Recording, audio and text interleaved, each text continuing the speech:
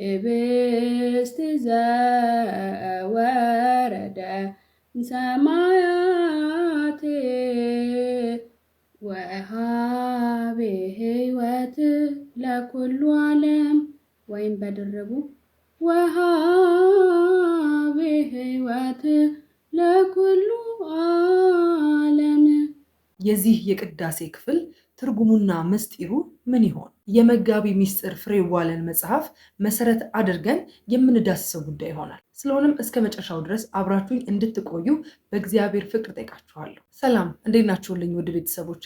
እኔ በጣም ደህና ነኝ፣ እግዚአብሔር ይመስገን። ይህ ሀቲዩብ ነው። በመንፈሳዊ ህይወታችን አብረን የምናድግበት መንፈሳዊ ቻናል ነው። ቪዲዮን ላይክ አድርጎ መጀመር፣ ለብዙ ሰዎች እንዲዳረስ ሼር ማድረግ ሁሌም ያስለመዳችሁኝ ተግባር ነውና ይህንኑ እጠብቃለሁ። ለዚህ መንፈሳዊ ቻናል አዲስ የሆናችሁ ቤተሰቦች ደግሞ የደውል ምልክቷን በመጫን የሀቲዩብ ቤተሰብ ሆኑ። ዛሬ እንግዲህ በእግዚአብሔር ቸርነት 6ኛው የቅዳሴ ክፍል ላይ ደርሰናል። ጥናት እንዴት ነው? ከዚህ ቀደም የነበሩትን የቅዳሴ ክፍሎች በደንብ እያጠናችሁ እየያዛችሁ ተሰጥኦን ብቻ ደግሞ ሳይሆን ምስጢሩንም እየተረዳችሁ እንደሆነ ተስፋ አረጋለሁ። አንዳንዶቻችሁ አሁንም ድረስ ደግሞ የመጽሐፉን መገኛ እየጠየቃችሁኝ ትገኛላችሁ። ይሄ መጽሐፍ እንግዲህ የሚገኘው ሴምስ የሚገኘው ቅዱስ ሚካኤል ቤተክርስቲያን የደብሩ ሰንበት ትምህርት ቤት ንዋየ ቅድሳት መሸጫ ውስጥ ነው። ስለሆነም ለዚህ የቅዳሴ ተከታታይ ትምህርታችን በጣም ስለሚረዳን ነው ሁልጊዜ የሚጨቀጭቃችሁ። ምክንያቱም ቪዲዮውን ከመስራታችን በፊት እናንተ ቀድማችሁ ብታነቡት ነገሩን በጣም ቀለል ያደርግልናል። እንዲሁም ደግሞ ቤታችሁ ቢኖር ሁልጊዜ ብታነቡት ብታዩት በጣም የሚጠቅም መጽሐፍ ስለሆነ ነው ሁሌ በቪዲዮ ላይ እንድትገዙት እማበረታታችሁ። ዛሬ እንግዲህ 6ኛው የቅዳሴ ክፍል ላይ ተገኝተናል። ይህም የቅዳሴ ክፍል አንቲ ውእቱ ይባላል። ቅድም በዜማ የሰማችሁትን የአንቲ ውእቱን ትርጉም እኔ ደግሞ ከዚህ በመቀጠል አነብላችኋለሁ። ንጹሕ የወርቅ መሶብ አንቺ ነሽ፣ በውስጧ የተሰወረ መና የነበረባት፣ ከሰማያት የወረደ ህብስት፣ ለዓለም ሁሉ ድህነትን የሚሰጥ። ይህ እንግዲህ ቅድም በዜማ የሰማችሁት የግዕዙ ንባብ በአማርኛ ሲተረጎም ያለው ትርጉም ነው። ወደ ምስጢሩ ከመሄዳችን በፊት ሁሌም አይምሯችሁ ውስጥ ልትይዙ የምፈልገው አንድ ነገር፣ የመጽሐፉን ጸሐፊ በጣም በአጽንኦት ይናገራሉ። ይሄን ነገር ቅዳሴኛ የሚመስልን የሆነ ከመጽሐፍ ቅዱስ ውጭ ያለ ነገር በልማድ ወይም ደግሞ በቃ ይሆናል አይደለ፣ እንዲሁ ከሰዎች መንጭቶ ከሰዎች ፈልቆ በልማድ በሂደት የመጣ ነገር የሚመስለን በጣም ብዙ ሰዎች አለን። ኢቭን በቃ ከመጽሐፍ ቅዱሱ ላይ የተገኘ አይመስልንም። አስተውላችሁ ከሆነ እስከዛሬ የመጣንባቸው 6ቱም የቅዳሴ ክፍሎች ከመጽሐፍ ቅዱስ የተወሰዱ ናቸው እና ቅዳሴ ሙሉ በሙሉ መጽሐፍ ቅዱሳዊ እንደሆነ ከዚህ መረዳት ትችላላችሁ። እያንዳንዱ ተጀምሮ እስከሚያልቅ ድረስ ያለው ምስጢሩን ተዉትና እንዲሁ ንባቡ ራሱ ከመጽሐፍ ቅዱስ የተወሰደ ነው። ይሄ ምን ያህል ቅዳሴ ትልቁ የአምልኮ ስርዓታችን እንደሆነ፣ ምን ያህል መጽሐፍ ቅዱስን መሰረት ያደረገ እንደሆነ እንድንረዳው ያደርገናል። ልክ እንደዚህ ሁሉ የዛሬም የቅዳሴ ክፍል ወይም አንቲ ውእቱም ቃል በቃል ከመጽሐፍ ቅዱስ የተወሰደ ነው። ይህንንም የምናገኘው ወደ ብሉይ ኪዳን መለስ ብለን ኦሪት ዘጸአት ላይ ነው። ኦሪት ዘጸአት ምዕራፍ 16 ቁጥር 33 ላይ ይህንን ንባብ በግልጽ እናገኘዋለን። እግዚአብሔር ለሙሴ እንዲህ ብሎት ነበር። ንባቡን ቀጥታ ላንብብላችሁ። ወርቁን እንደ ቅጠል አሳስተህ መሶቡን ውስጡንና ውጭውን በወርቅ ለብጠው፣ በመሶቡ ውስጥም ዘመን ሳትወስን ጎመር ሙሉ መና አኖርበት ይላል። እንግዲህ ሁላችንም እንደምናውቀው ነቢዩ ሙሴ ከጻፋቸው ከ5ቱ የታሪክ መጽሐፍት ሁለተኛው ኦሪት ዘጸአት ይሰኛል። የመጀመሪያው ኦሪት ዘፍጥረት ነው። ሁለተኛው ደግሞ ኦሪት ዘጸአት ይሰኛል።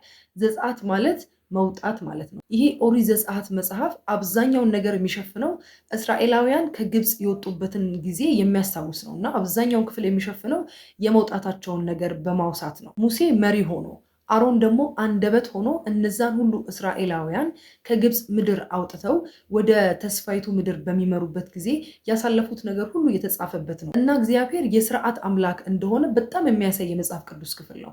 እያንዳንዱን ነገር በስርዓት ነበር የሚያሳያቸው። እግዚአብሔር በብሉይ ኪዳን ስርዓትን ብቻ ደግሞ አይደለም የሚያስቀምጠው። ሁላችንም እንደምናውቀው ብሉይ ኪዳን ለሐዲስ ኪዳን እንደ ጥላ ነው አይደለም፣ ምሳሌ ነው። ሁሉ ነገር ምሳሌ ነው። ክርስቶስ በስጋ ከተገለጠ በኋላ ለሚመሰርተው አዲስ ኪዳን ብሉይ ኪዳን እንደ ጥላ ወይም እንደ ምሳሌ ያገለግል ነበር። ስለዚህ በስርዓት የሚያከናውናቸው እያንዳንዱ ነገሮች በሐዲስ ኪዳን የሚተገበሩ ወይም ለሐዲስ ኪዳን ምሳሌዎች ነበሩ። አሁን ኦሪት ዘጸአት ላይ ያነበብኩላችሁም ይሄ ክፍል ለሐዲስ ኪዳን ምሳሌ ነበር።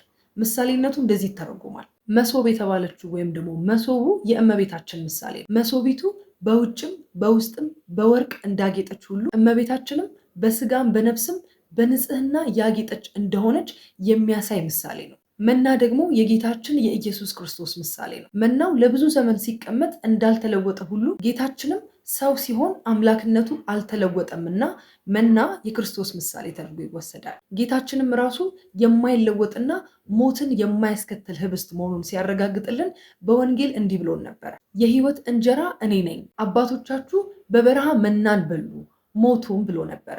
ይህ የሚያሳየው ክርስቶስ እውነተኛ ህብስት መሆኑና እውነተኛ ህብስት መሆኑ ብቻ ሳይሆን ሞትን የማያስከትል የህይወት እንጀራ እንደሆነ ራሱ በዮሐንስ ወንጌል ምዕራፍ 6 ከቁጥር 49 ላይ ያስቀምጦልናል። ስለዚህ ስናጠቃልለው በብሉይ ኪዳን በኦሪት ዘጸአት ላይ የተጻፈው ይሄ ንባብ ለአዲስ ኪዳን ጥላ ነውና መሶብ የእመቤታችን ምሳሌ፣ መናው እውነተኛ እንጀራው ደግሞ የክርስቶስ ምሳሌ ነውና አሁንም ድረስ ቤተክርስቲያናችን ይህንን በቅዳሴ መካከል ታውጃለች። ስለሆነም የአንቲ ውእቱ ምስጢሩና ትርጉሙ ይህንን ይመስላል። ስለዚህ ከዚህ በኋላ የአንቲ ውእቱን ተሰጥኦ ስንመልስ መና ማን እንደተባለ፣ መሶብ የምን ምሳሌ እንደሆነ፣ በወርቅ መለበጡ የምን ማረጋገጫ የምን ማሳያ እንደሆነ ምስጢሩን እያሰብን እያሰላሰልን ተሰጥኦ ልንመልስ ይገባናል ማለት ነው። በነገራችን ላይ ቅዳሴ የአምልኮ ስርዓት ብቻ አይደለም። ምስጢሩን ትርጉሙን እየተረዳን በመጣን ቁጥር መጽሐፍ ቅዱስን ራሱ እንድንረዳው የሚያደርገን ነገር ነው። እሱ ብቻ ሳይሆን መጽሐፍ ቅዱስን እንድንኖረው፣ እንድንነካው፣ እንድናየው የሚያደርገን እጅግ በጣም ትልቅ ስነስርዓት ነው። ሁላችን ኦርቶዶክሳውያን ቅዳሴን ስናስቀድስ ከተሰጥኦ መመለስ በዘለለ ምስጢሩን ትርጉሙን እየተረዳን በቤተክርስቲያናችን ቅዳሴ ያለውን ትልቁን ቦታ መረዳት የሚጠበቅብን ለዚህ ነው። ስለሆነም እግዚአብሔር የሁላችንም አይነ ልቦና ያብራልን ለማለት ፈልጋለሁ። የዛሬው ቪዲዮ እንግዲህ ይህንን ይመስላል። በዚህ አጋጣሚ ስንቶቻችሁ መጽሐፉን እንደገዛችሁት ባውቅ በጣም ደስ ይለኛል። በባለፈው ቪዲዮን ቦታውን ጠይቃችሁኛል። አሁንም ድረስ እኔ ለመንገር አልቦዝንም።